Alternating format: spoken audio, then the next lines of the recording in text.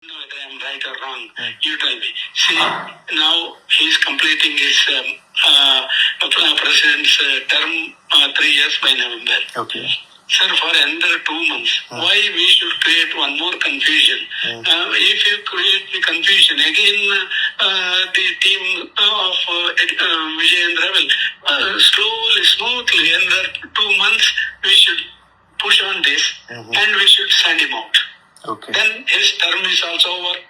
Nobody can complain against the removal of the president. Okay. And even here also there may not be any confusion inside the party. Okay. I think with the planned way, Exactly. for it is July starting the afternoon, July, August, September. October, kick him out. Okay. Okay. If you do it now, his team again will Lingayats, again they may start. But if after the completion, if he is replaced by some good man, then automatically Pradeep ji, everything will go smooth. That is my opinion. I don't say that this should be done. If there is any better options, certainly I do go along with the party. Okay. Am I right? You are absolutely right. But the double game is even played by Mr. BLS Joshi. Joshi is a major culprit. ಇದರ ಬಗ್ಗೆ no comments.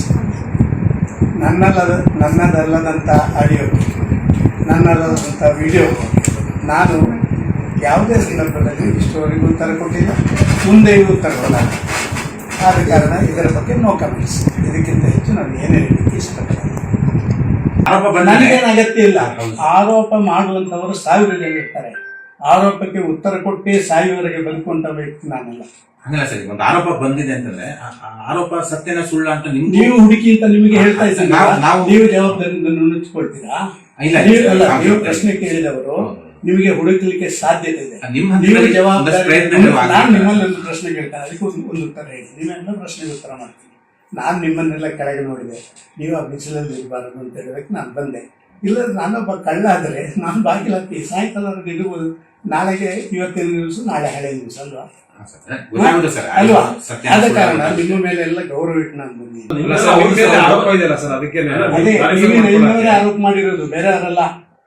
TV9 ಹರಡುವಂತ ಹಾರಿಕೆ ಸುದ್ದಿಗಳನ್ನ ಬೇರೆ ಯಾವ ಟಿವಿಗಳು ಮಾಡಲ್ಲ. ನಾನು ಇವತ್ತು ನೋಡಿ ಹೇಳ್ತಾ ಇದ್ದೀನಿ, ಇದು ಮನಪೂರ್ವಕವಾಗಿ ಹೇಳ್ತಾ ಇದ್ದೀನಿ. ಅದಕ್ಕೆ ನಿಮ್ ಸ್ಪಷ್ಟೀಕರಣ ಅಲ್ಲ, ನೀವು ಸ್ಪಷ್ಟೀಕರಣ ಕೇಳೋದು ಯಾಕೆ ಅಂತ ನಂಗೆ ಗೊತ್ತು. ಈ ಸ್ಪಷ್ಟೀಕರಣವನ್ನು ಅಲ್ಲಿಗೆ ಹೇಳಿ, ಅಲ್ಲಿಂದ ಏನಾಗುತ್ತೆ ನಿಮಗೆ ಅದನ್ನು ಮಾಡಿಕೊಳ್ಳಿ. ಮಾಡ್ಬೇಡ್ರಿ. ಇಷ್ಟು ದೊಡ್ಡ ರಾಷ್ಟ್ರೀಯ ಟಿವಿಗೆ ಇದು ಯೋಗ್ಯತೆ ಬರುವಂತದ್ದಲ್ಲ, ಗೌರವ ಆರ್ಗ್ಯುಮೆಂಟ್ ಮಾಡಕ್ಕೆ ಬಂದಿದ್ದ, ನಾನು ಹೇಳೋದನ್ನು ಕೇಳಕ್ಕೆ ಬಂದಿದ್ದ. ಹೊರಗೋಗಿ ನಿಮ್ಮ ಉತ್ತರ, ನಿಮ್ಮ ರಿಯಾಕ್ಷನ್ ಕೇಳಿದೀವಲ್ಲ, ನಮ್ಮ ಪ್ರಶ್ನೆ ಉತ್ತರ ಮಾಡ್ಬೇಕಲ್ಲ. ಮಾಡಲ್ಲ. ಪ್ರಶ್ನೆಗಳು ನಮ್ಮ ಧರ್ಮ. ನಿಮ್ಮ ಈ ರೀತಿಯ ಕ್ಷುಲ್ಲಕ ಪ್ರಶ್ನೆಗಳು, ಒಂದು ಮನುಷ್ಯತ್ವ ಇಲ್ಲದಂತ ಪ್ರಶ್ನೆಗಳು, ಕೇವಲ ನಿಮ್ಗೆ ಏನೋ ಸಿಗ್ತದಲ್ಲ, ನಮ್ಮ ಟಿವಿ ದೊಡ್ಡದು ಅಂತ ಹೇಳಿ ತೋರಿಸ್ಕೊಳ್ಳೋಕೆ ಸಿಗ್ತದಲ್ಲ ಮೈಲೇಜು, ಅದಕ್ಕೆ ಬೇಕಾದಂಥ ಪ್ರಶ್ನೆಗಳನ್ನು ಕೇಳಿ ಈ ಒಂದು ಇದಕ್ಕೆ ಮಾಧ್ಯಮದ ಬಾಕಿಯೆಲ್ಲರಿಗೆ ಅಗೌರವ ಮಾಡಬೇಕು. ನಿಖರ ಸುದ್ದಿ, ಸದಭಿರುಚಿಯ ಕಾರ್ಯಕ್ರಮ. ನೀವು ನೋಡ್ತಾ ಇದ್ದೀರಾ ಕಹಳೆ ನ್ಯೂಸ್, ಸಮಾಜದ ಜಾಗೃತಿಗಾಗಿ ವಸ್ತುನಿಷ್ಠ ವರದಿ.